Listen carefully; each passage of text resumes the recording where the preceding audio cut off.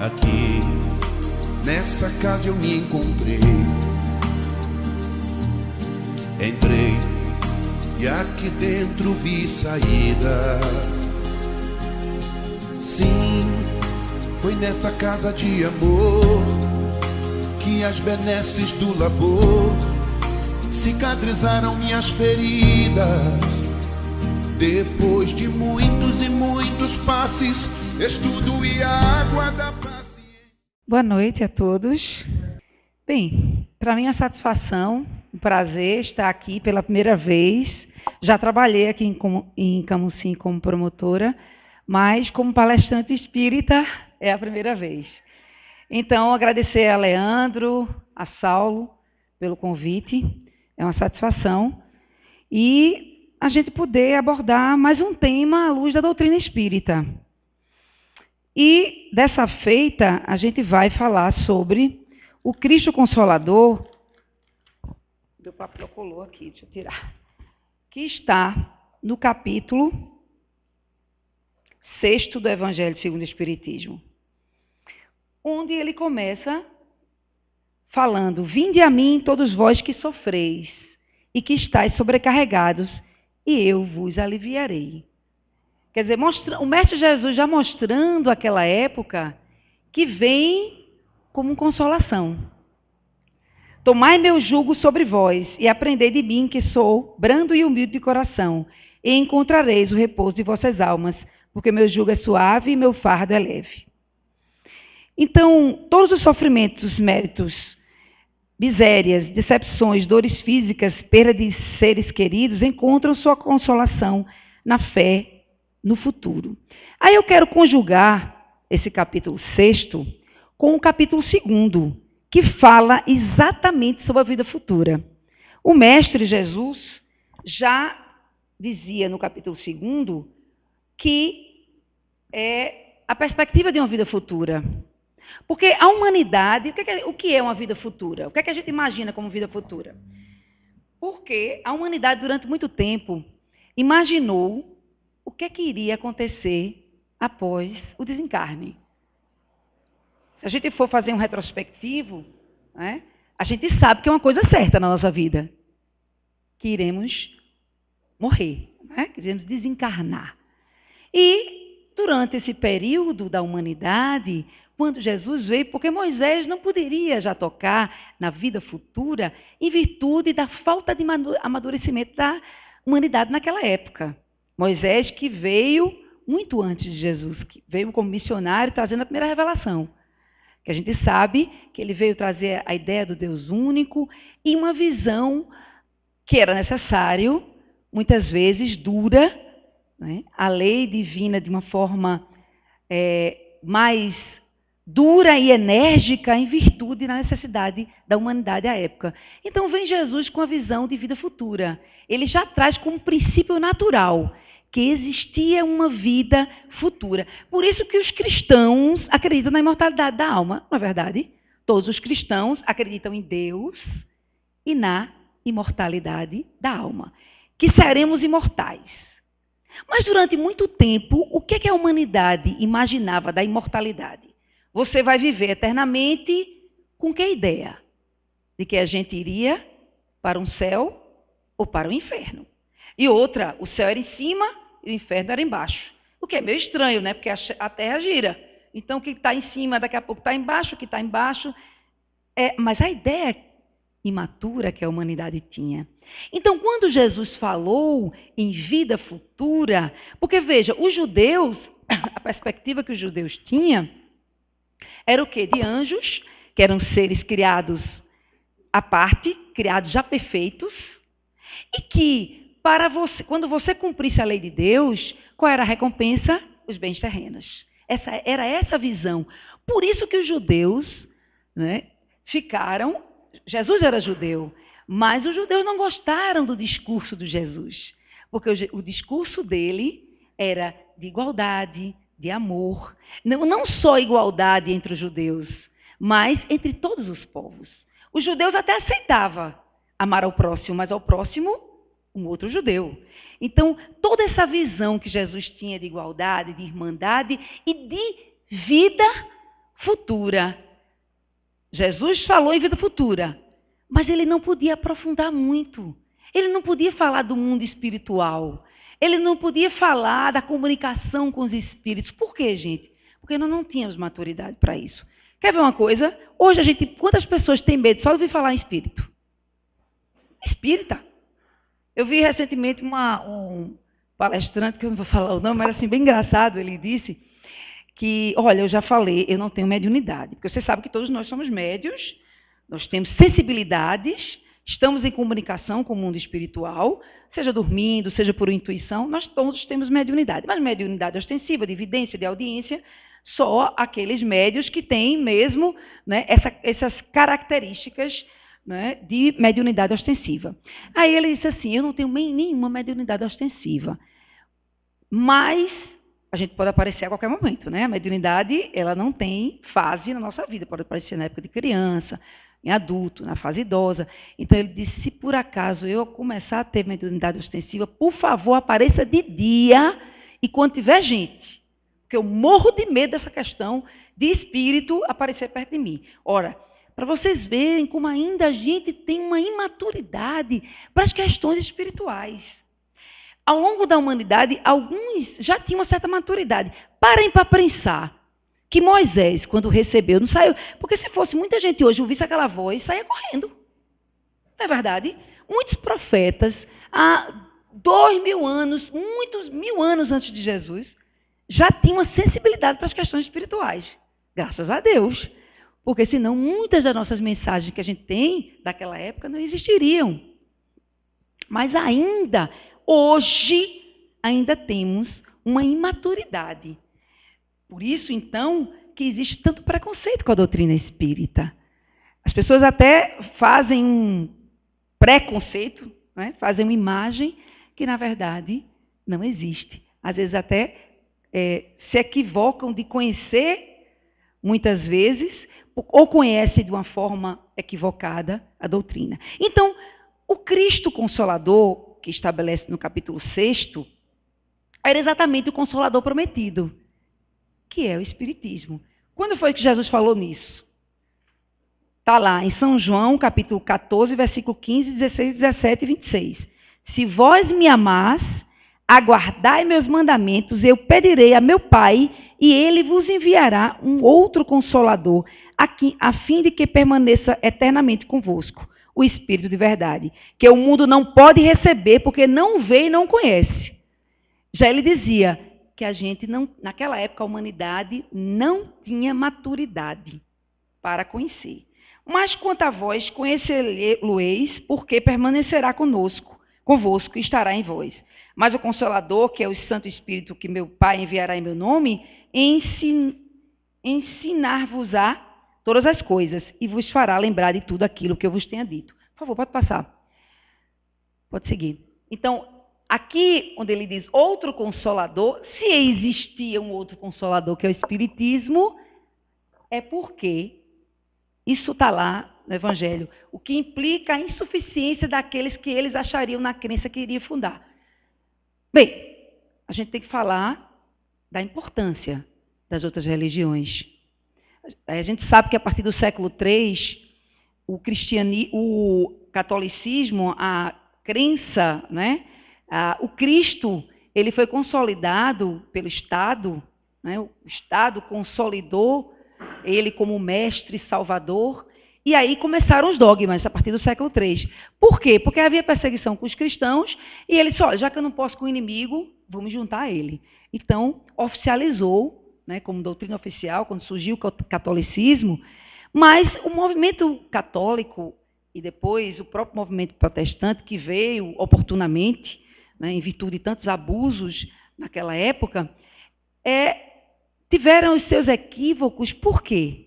Porque o cristianismo é um movimento, o Cristo é perfeito, mas o movimento cristão é formado por seres imperfeitos. Né? Então, a doutrina espírita vem como renovação do pensamento religioso. Renovar o pensamento quando nós temos maturidade para aceitar as questões espirituais. Surge aí o Consolador prometido. Jesus promete Esse que é um outro Consolador. O Espírito Verdade, que o mundo não conhece ainda, porque não está maduro para compreender, que o Pai enviará para ensinar todas as coisas. Eu fiz questão de pontuar que lá, pode passar um pouco. Veja bem o quanto é importante lembrar que ele veio ensinar e relembrar. No livro que fala do Espiritismo na sua expressão mais simples, que é um livro de Kardec, é uma obra complementar, aponta exatamente isso, que ensinar e relembrar tudo aquilo que vos tinha dito, esquecido ou mal compreendido. Por isso que Jesus falou por parábolas. Então, é como se fosse um germe. Isso não quer dizer que o Espiritismo traga coisas novas, não.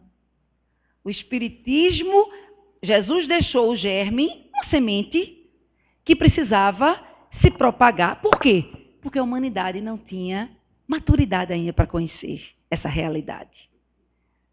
Se, ora, hoje, muitas pessoas ainda têm dificuldade de entender as questões espirituais, imagina há 2018 anos atrás, aproximadamente, né? Contando o século I, né? O ano 1 como um ano de nascimento. Mas tem aí uma divergência de alguns anos, mas aproximadamente 2018 anos. Então, a humanidade foi se preparando. A gente sabe que o espiritismo, os fenômenos que o espiritismo, a mediunidade, né? Os médios, o intercâmbio entre os espíritos, a ideia da reencarnação, gente, tudo isso não foi o espiritismo que trouxe em 1857, já existia no seio da humanidade. Essa ideia, a ideia da reencarnação é milenar. A mediunidade, a Bíblia está recheada de fenômenos mediúnicos, de evidência, de audiência, de psicografia. No entanto, a doutrina espírita, a partir de 1857, vem disciplinar. Porque, por exemplo, a gente vai falar sobre a questão de mediunidade um pouco mais na frente, mas não havia um roteiro para os médios. Os médios, da época da antiguidade, de tempos remotos, os médios eram conhecidos como profetas. Na época da Idade Média eram o quê? Os bruxos, as bruxas. Enfim, né? Sempre houveram os fenômenos mediúnicos. Então, o Espiritismo, na verdade, quem já leu aqui Memórias do Padre Germano? É um livro que relata um padre, isso na época da Idade Média, onde ele tinha lembrança das vidas anteriores. É um livro muito antigo. Então, esse livro já demonstra essa facilidade de entender.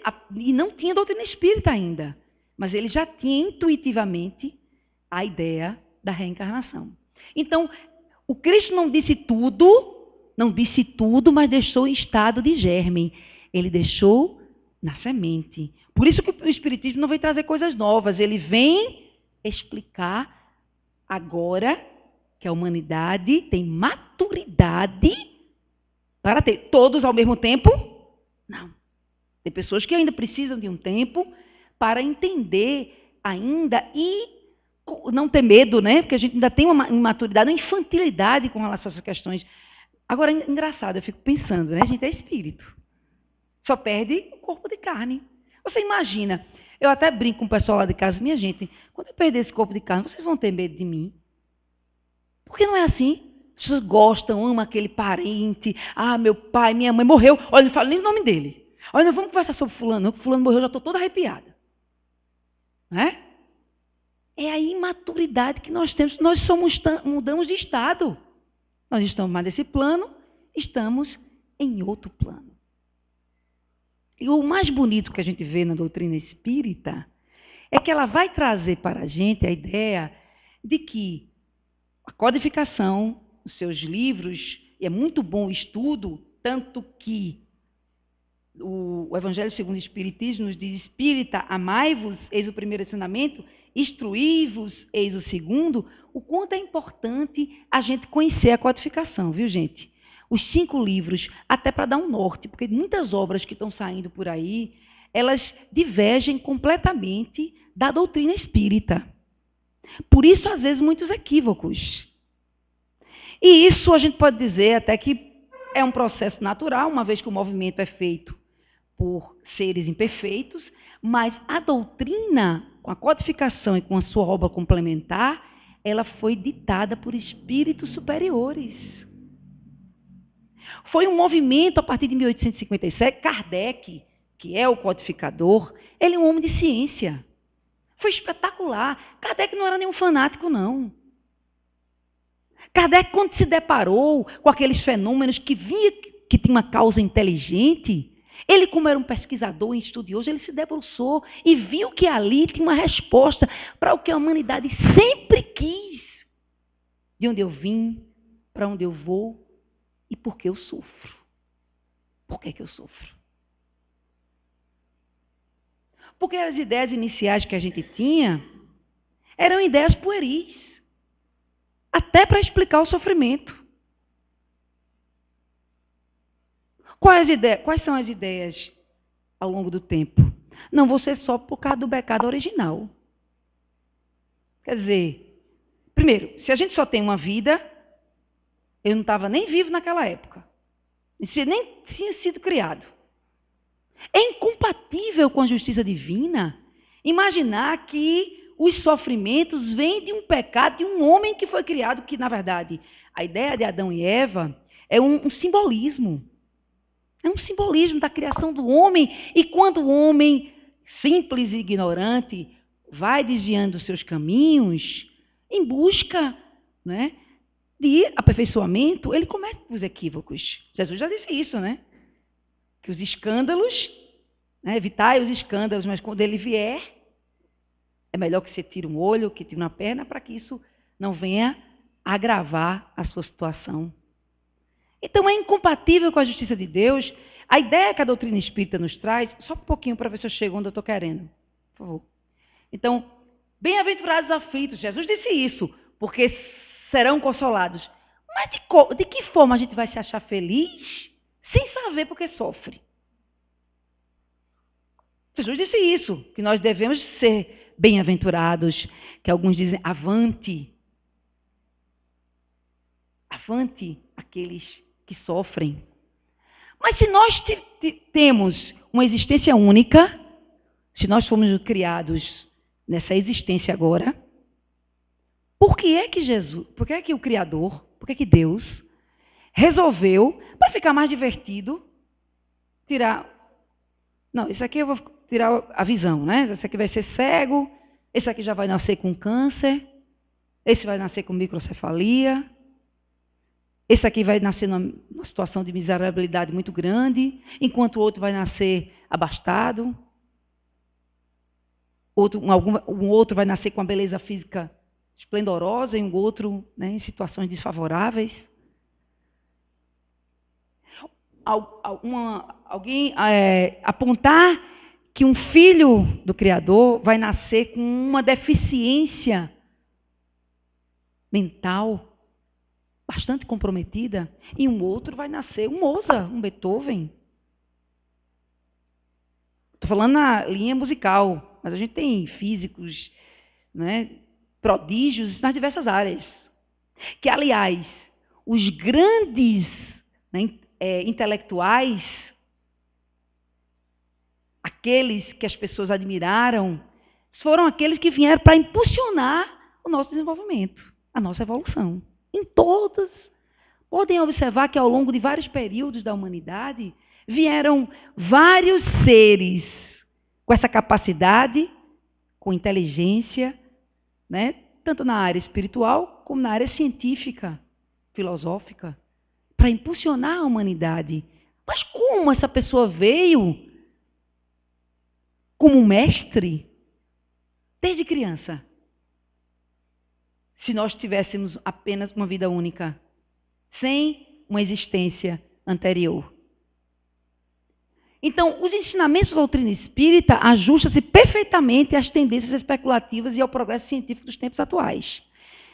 Hoje, por isso que a doutrina espírita é conhecida como a fé raciocinada. Porque ela traz uma razão para os acontecimentos. Ela tira o véu dos mistérios que existiam. E por que os mistérios? Porque a gente sabe que esses fenômenos existiam ao longo da humanidade, ao longo dos tempos. Pode passar, por favor.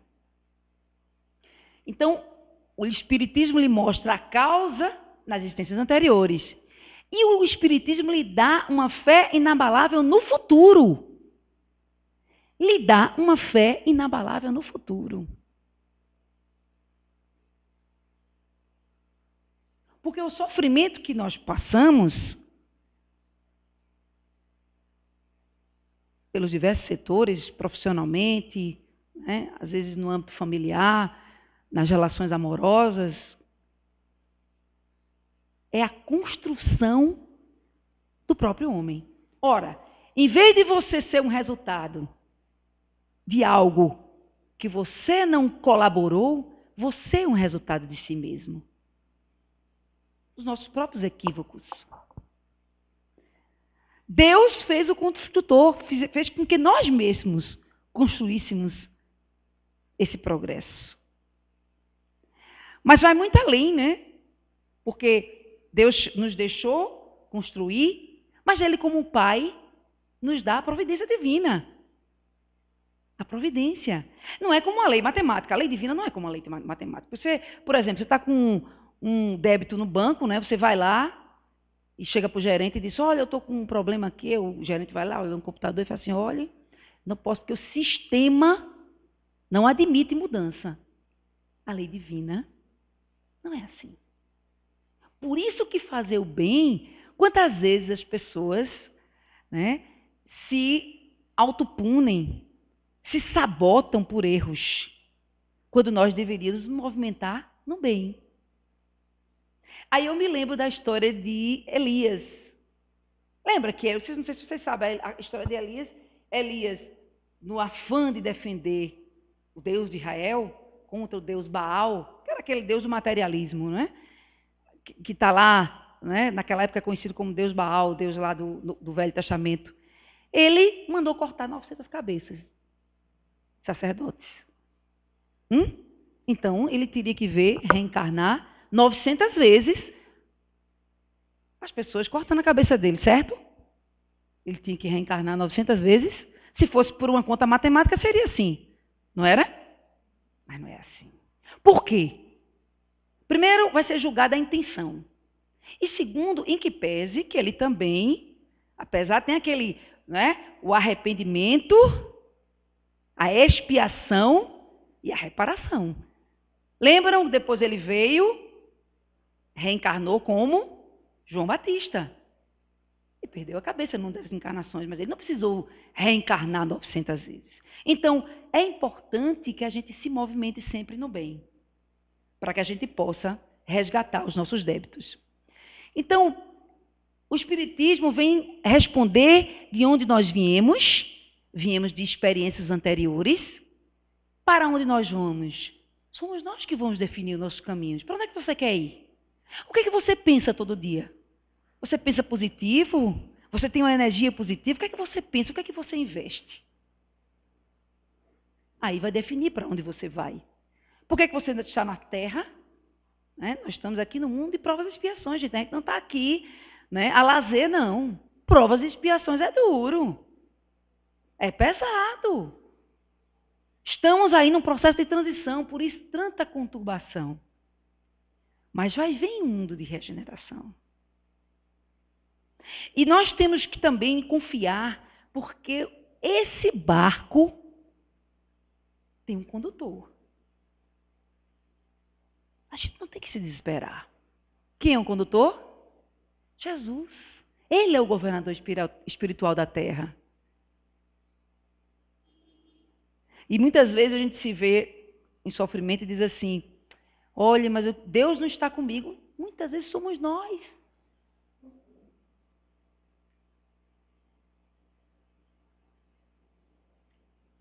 E vem o Espiritismo com a característica de não ter adornos, complexidades, rituais, dogmas, ritos.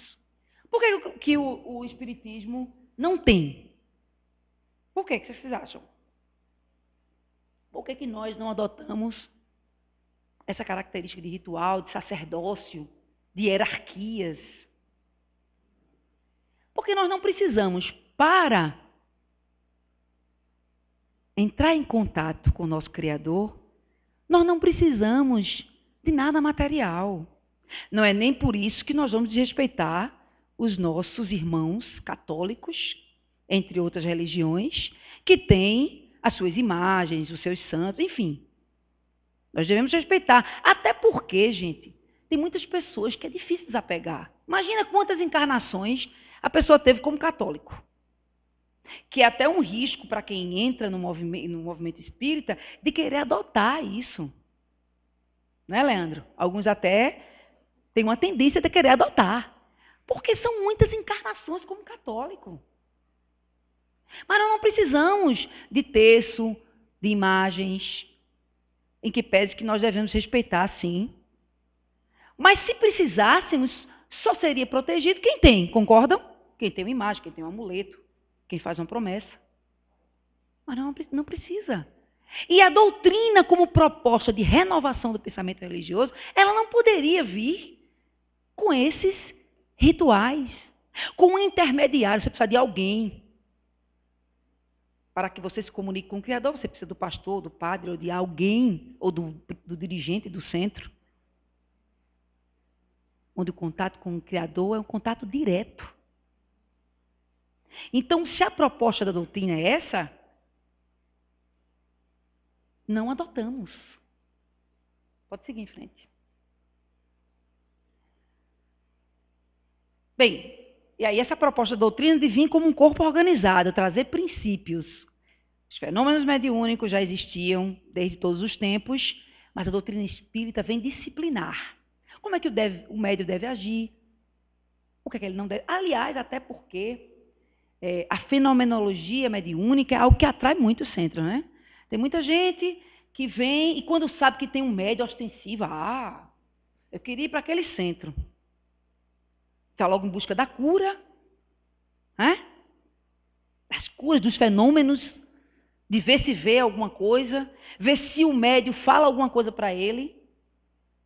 Quando, na verdade, gente, os médiuns ostensivos têm que ter muito cuidado com essa comunicação. Porque, como Haroldo dizia, que é um grande estudioso da doutrina, que é como bomba atômica, né? É um risco muito grande. Porque existem as mentes inteligentes do mal.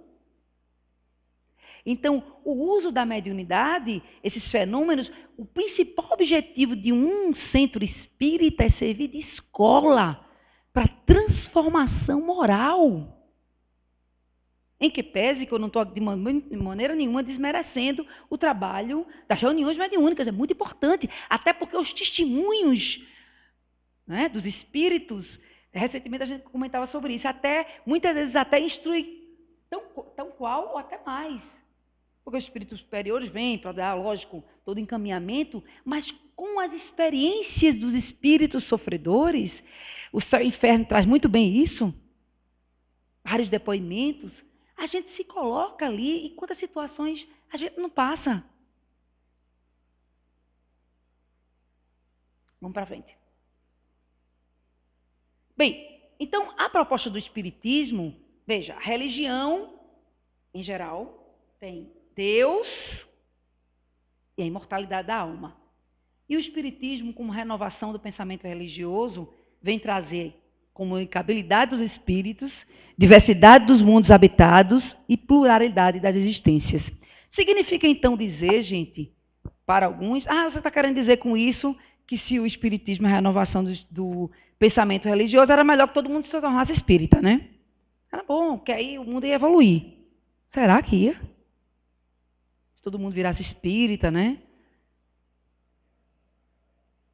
O bom é a gente entender, o espiritismo respeita muito todas as religiões, porque todas elas têm uma missão importante aqui na Terra. Até porque tem pessoas que realmente precisam ainda daqueles ensinamentos. Então, nós respeitamos e entendemos que cada um deve estar... Tem algumas religiões até um pouco mais rígidas, porque aqui na doutrina espírita, ninguém vai lhe proibir de nada. Quer dizer, como Paulo, né? A gente tudo pode, mas nem tudo convém. Mas tem algumas pessoas que o ideal é uma religião mais rígida, que não pode isso, que não pode aquilo, que não pode aquilo outro, porque a pessoa se molda. Algumas outras, e aí eu vou dizer, não sei se vocês leram ou ouviram falar no livro Voltei, que é o relato de um presidente de uma federação, um diretor da Federação Espírita Brasileira, que fazia reunião mediúnica, que doutrinava, entre aspas, né, que não existe mais essa expressão, mas é uma expressão ainda utilizada, os espíritos, e achava, pela sua posição como diretor da Federação Espírita Brasileira, como doutrinador, que ele estava num estágio evolutivo muito grande. Quando ele chegou lá na espiritualidade, foi uma decepção muito grande para ele. Inclusive, ele pôde observar uma senhora católica que tinha muito mais luminosidade do que ele. Porque de que adianta? Gente, é lógico, eu sou muito satisfeita com a minha religião, porque ela me dá muitas respostas. Porque a gente sofre, porque para pensar. O materialismo são aqueles que não acreditam que a gente tenha uma vida, né? Tudo se acaba com a morte. São os materialistas. E aqueles que são espiritualistas são todos aqueles que acreditam que a gente tem uma vida depois que a gente morre. A gente continua, nós somos eternos. Certo? Então, os católicos e protestantes são espiritualistas. Acreditam que nós sobrevivemos a esse corpo. Mas nós vamos muito mais além. Acreditamos na reencarnação, temos as respostas para o nosso sofrimento. Mas tem muitos católicos e evangélicos, ou em outras religiões, que, embora não tenha essa explicação que a doutrina espírita oferece, mas que vivem a essência do Evangelho. Perdoa, ama, cuida, procura exercer aqueles ensinamentos do Cristo no lar, no trabalho, na oficina. Porque, gente, a gente tem que ter muito cuidado com o culto externo.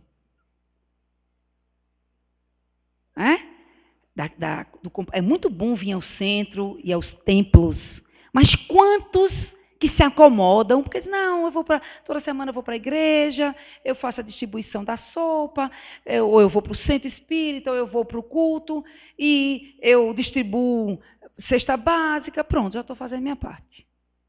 Chega aqui no centro é bonzinho, ou chega lá no seu tempo é bonzinho, e quando chega na sua oficina do dia a dia, porque isso aqui é muito bom vir, é muito bom comparecer, porque aqui é o nosso combustível. Daqui você recarrega suas baterias. Para quê? Para lá fora.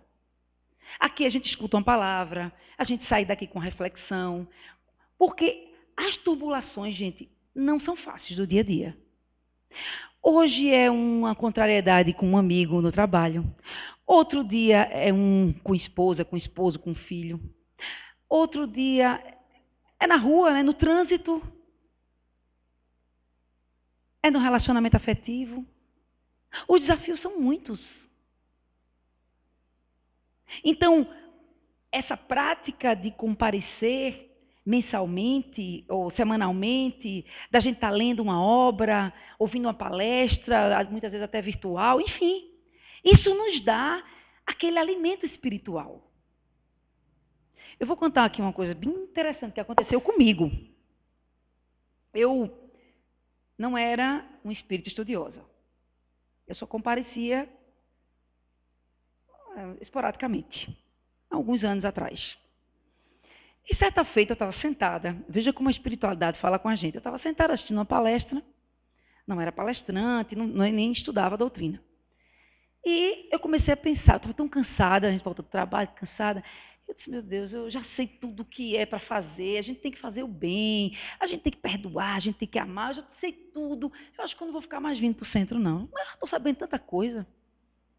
Vocês não acreditam, um palestrante parou de falar e disse assim, tem gente que diz, para que eu vim para o centro? Olha, não, eu pensei que é brincadeira, mas foi verdade. Pensam que vim para o centro, para que eu vou vir para o centro toda semana? Não, olha, eu já sei que tem que fazer isso, que tem que fazer aquilo. Eu vou fazer isso e vou ver no meu dia a dia, tá bom, eu já aprendi tudo. Vou contar aqui uma história para vocês. Olho para a história. Quando ele começou a falar, eu já me encolhi na cadeira, né? Eu disse, é comigo. Aí ele disse, eu vou contar aqui uma história para vocês. Nunca esqueci, gente, dessa história. Eu gostaria que vocês guardassem isso na mente. Toda vez que vocês tiverem dificuldade de vir para o centro. Ele me contou o seguinte. Aí disse que tinha um padre fazendo o sermão e tal. E começou a perceber que um dos frequentadores não tinha vindo. É aquele frequentador assim, toda semana estava lá, ele não veio. Foi na outra semana, ele também não veio. Na outra semana também não. Aí disse, ele deve ter doente, ele deve ter viajado. Aí chamou uma das pessoas que eram frequentadoras assim, disse, olha, fulano, está doente, viajou. Disse, não, encontrei com ele na feira. Não, está aqui, você pode ver ele todo dia. Aí o padre disse, não, vou buscar a ovelha gerada, né? Aí se arrumou, foi, botou uma capinha de lugar frio, aí bateu, quando o rapaz viu, mas seu padre, o senhor na minha casa, esse meu filho, eu vim aqui para lhe ver, lhe visitar. Ele disse, pois não, padre, entre. Aí a cidade que eles viviam era uma cidade muito fria. Ele se sentou, ele disse, padre, o senhor senta aqui um pouquinho. Aí pegou na lareira, foi, colocou mais lenha e disse, pois não, padre, sentou, que satisfação tê-lo aqui comigo. Mas o que é que o senhor veio aqui me ver? Olha, eu nem estou acreditando. Meu filho, você não está indo mais para a igreja. O que é que está acontecendo? Seu padre, olha, deixa eu lhe contar uma coisa. O senhor, quando abria a Bíblia, que dizia Lucas, capítulo tal, versículo tal, eu já sabia o que você ia dizer. Já sabia o sermão todinho. Aí o senhor abria Mateus, capítulo... Já sabia tudo. Eu já estou sabendo de tudo, seu padre. Então agora eu vou praticar e não vou mais para a igreja. Esse meu filho, me diga uma coisa. Quando eu cheguei aqui, eu vi que você parou antes de me atender e foi colocar lenha na lareira. Por que você foi colocar? Não, seu padre, eu fui colocar, senão o fogo ia apagar. Por isso, meu filho, aproveita a lição. Do jeito que o corpo precisa de alimento, o espírito precisa de alimento. Aí, seu padre, domingo eu estou na igreja. Nunca mais ele deixou de ir. E olhe, para mim, aquilo ali foi um combustível que vocês não imaginam. E disso me levou a dar continuidade, a estudar a doutrina, né? E depois eu recebi um convite que eu dou graças a Deus, né, por esse convite, quando aí eu senti o quanto a doutrina me trazia tantas respostas. Né? Então, não é o que você acredita, é o que você vive. O que você está fazendo porque você acredita na reencarnação? Hã? Porque você acreditar em outras existências significa que você, quando tiver uma afinidade maior com alguém, às vezes que nem da sua família, você diz assim, aquele fulano devia ser meu irmão, né? Porque eu não dou tão bem com ele. Mas você também tem que entender que se aquele seu parente que você não tem afinidade, é porque você veio com um compromisso. E tantas outras dificuldades que nos aparecem, sempre vêm as nossas possibilidades. Diante da doutrina, onde a gente exercita uma fé raciocinada, é lógico que não vai trazer privilégio, não. E o Livro dos Espíritos não diz isso. O Livro dos Espíritos, numa das perguntas, a resposta é exatamente isso. O que vai acontecer, se você acreditar nos Espíritos, talvez sua perturbação quando morrer seja menor do que a de outro, que não conhece e não entende as questões espirituais. Mas não passa além disso. Vou fazer meu planejamento reencarnatório, fulano não vai, ele vai reencarnar compulsoriamente, porque ele não, e Deus não viola nossas consciências. Mas se ele estiver já praticando bem aqui, o planejamento reencarnatório dele já está sendo feito. Então, a doutrina espírita nos abre a mente para que a gente entenda que nós temos uma vida futura que, com a codificação e com os livros complementares, nós temos depoimentos. Com todo o trabalho da Lavra Mediúnica de Chico Xavier, com os livros de André Luiz e diversos outros livros, nos mostram as experiências. Não sei se vocês viram recentemente o livro Nosso Lar, Missionários da Luz, foi uma revista americana, premiou, porque já vinha trazendo várias informações de conteúdo científico no livro Missionários da Luz. E muitas outras obras. O livro Renúncia, que é um livro de romance, um dos romances de Emmanuel, também Tem várias passagens. Inclusive o livro Paulo e Estevão, os historiadores estão descobrindo agora o que o livro Espelho já dizia. Então, é riqueza. A doutrina espírita tem muita riqueza de informação, de todos esses questionamentos que nós tínhamos ao longo da existência da humanidade. Mas o que é que nós estamos fazendo com ele? Pode passar, por favor. Então, a mediunidade, os fenômenos mediúnicos são acontecimentos comprovados por todos os povos e civilizações, na Grécia, na Síria, no Egito, na China. Cumpre-lhe a missão de incentivar e disciplinar o derramamento da mediunidade pela carne. A mediunidade pela carne, que era essa expressão que Jesus utilizava. Não a expressão mediunidade, viu, gente? Porque a expressão mediunidade com a expressão reencarnação, ninguém vai encontrar na Bíblia, não. Porque a Bíblia é antes e 70 anos, aproximadamente, depois de Cristo. Então, se alguém chega-se até o ponto de dizer que a Bíblia tem lá escrito condena o espiritismo, é impossível. Porque a expressão espiritismo só foi criada com a codificação em 1857. Como assim também a expressão mediunidade. Pode seguir. Então, um dos objetivos do espiritismo é comprovar a imortalidade da alma. Mas não basta só comprovar a imortalidade da alma pela fenomenologia mediúnica, mas também precisa desenvolver no espírito humano as qualidades evangélicas apregoadas por Jesus. A transformação moral. Pode passar, por favor. Os fenômenos espetaculares, embora impressionam, não transformam sentimentos maus em virtudes sublimes. É por isso que eu comentei recentemente que muitas vezes os fenômenos, muitas vezes os fenômenos, gente, eles são para que despertar a espiritualidade, despertar o interesse. Mas não é o mais importante. O mais importante é o investimento na transformação. Que isso pode acontecer em qualquer religião. Porque se tiver lá um católico... Interessante que recentemente uma pessoa católica disse assim, olha, eu acho que deve ter alguma coisa que faça a pessoa evoluir quando chega lá. Porque eu não me imagino eu, com as minhas imperfeições, eu sentada ao lado do Pai. Então, deve ter alguma coisa, reencarnação, algo... Você vê que ela já raciocinando, apesar de católica, fervorosa, já raciocinando, né? Já usando da fé raciocinada. Que isso a doutrina nos traz, abrindo a nossa mente, para tirar aquela ideia pueril de que existe um céu e um inferno. Ora, gente, o inferno, a pessoa vai ficar num caldeirão, hein? Tocando fogo eternamente. E o céu, você vai ficar tocando harpa lá nas nuvens, numa situação ociosa, que não é nada interessante. Porque, aliás, o grande lazer é interessante quando você tem atividade. Lógico que as atividades, ninguém fica desanimado também não, pensando que aquelas atividades espirituais, elas não são exaustivas como as nossas, elas são prazerosas. Mas são atividades, porque, preste atenção se o lazer, ele tem sabor quando você tem atividade. Porque senão a ociosidade vai ficando uma monotonia. Então, a proposta de vida futura que a doutrina nos apresenta é de um progresso. Você pode estudar se você já foi idoso, porque você vai aproveitar. Você se anima porque você sabe que você vai encontrar seus entes queridos. Isso não quer dizer também, viu, gente, que a gente não tenha o direito de se entristecer. Porque senão nós vamos ser uns espíritas muito cruéis, né? Ou então algumas pessoas dizem assim, fulano está ali em Veró, mas é tudo espírita, não estão nem ligando. Não, não é assim.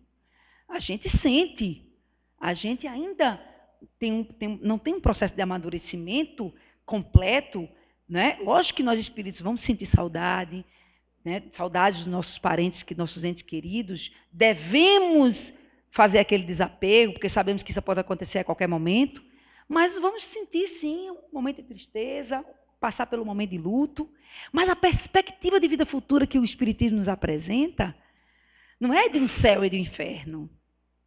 É de um progresso que é construído por nós. E aí o liame que o Evangelho faz é que há um liame entre passado, presente e futuro. Não é assim? Nós somos resultados do nosso passado e o futuro vai ser resultado do nosso presente.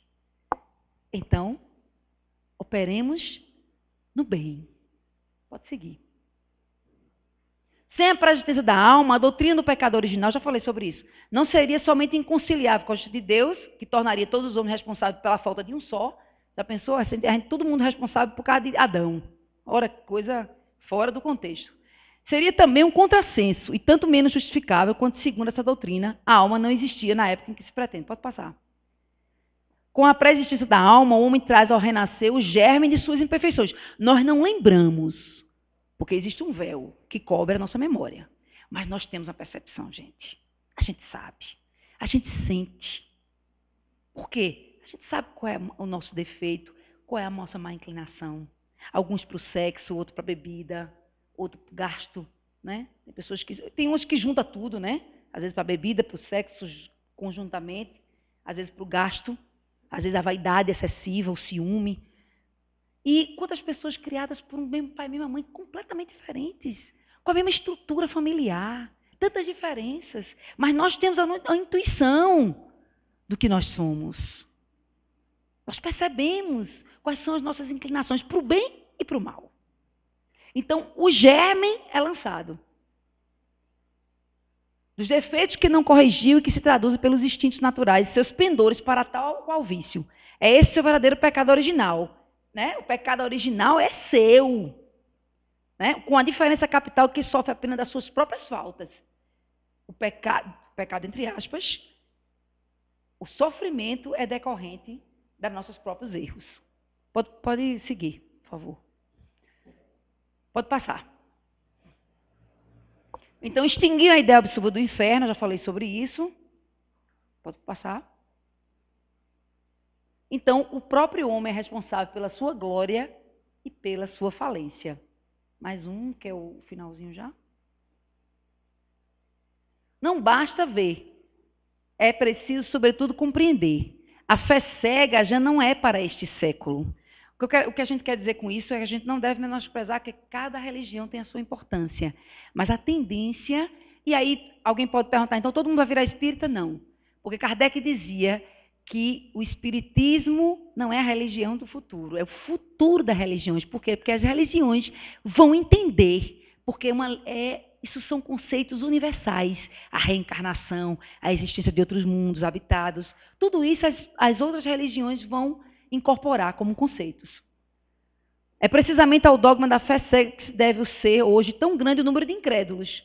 Então, muitas pessoas que vivem uma vida, se dizem religiosos, mas vivem uma vida materialista. E aí, gente, eu quero que a gente saia com a reflexão aqui. Será que nós somos espíritas e vivemos como materialistas? Será? Será que a gente sai daqui e está sempre se perguntando, eu estou me melhorando? Eu estou vindo para o centro, eu estou me melhorando? Eu estou contendo, porque o verdadeiro espírita é aquele que procura se esforçar, né, para conter as suas más inclinações.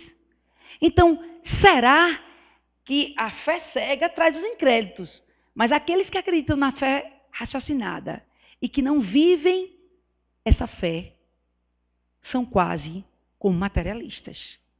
Pensemos nisso. Porque ela quer impor-se e exigir a abolição de uma das mais preciosas faculdades do homem, o raciocínio e o livre-arbítrio. E a doutrina nos dá isso. A gente vai raciocinar. Não é uma coisa que você pergunta, muitas vezes se pergunta e diz assim, não, é porque Deus quer que seja assim. Existe um mistério, onde a doutrina espírita tira esse véu. É o último slide. Ninguém se evade das consequências dos próprios atos. Essas são inevitáveis no processo evolutivo de todas as criaturas. Conforme seja a ação, desencadeia-se a reação. Por isso mesmo, o homem vive segundo age. Nem sempre, porém, os resultados se fazem imediatamente para semear quanto existe para colher. Portanto, possamos cada vez mais trabalhar no bem, orar, pedir a ajuda de Jesus, porque Ele está ali, apto a nos ajudar. Contar com a doutrina espírita, estudar, instruir, comparecer ao centro, porque aqui é o nosso templo de restabelecimento das nossas energias, para que a gente possa, no dia a dia, paulatinamente, a natureza não dá saltos, né? Mas nós vamos investindo cada dia mais para dar um passo a mais em busca do nosso guia e modelo, que é Jesus. Que Deus abençoe a nós todos. Assim seja.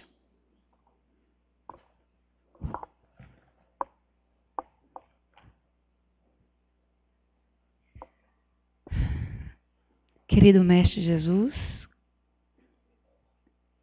agradecidos estamos por esse momento de luz, de paz, de reflexão, de harmonia, que possamos sair daqui e levar para o nosso dia a dia, para a nossa oficina de trabalho, oficina no lar, em cada canto, essa bendita doutrina espírita que esclarece.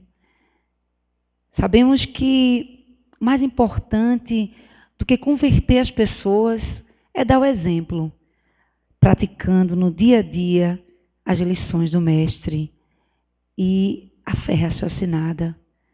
Para aqueles que têm fome e que não estão saciados, possam vir se saciar nessa doutrina restabelecedora e consoladora. Que a paz esteja conosco, hoje, agora e sempre. Assim seja.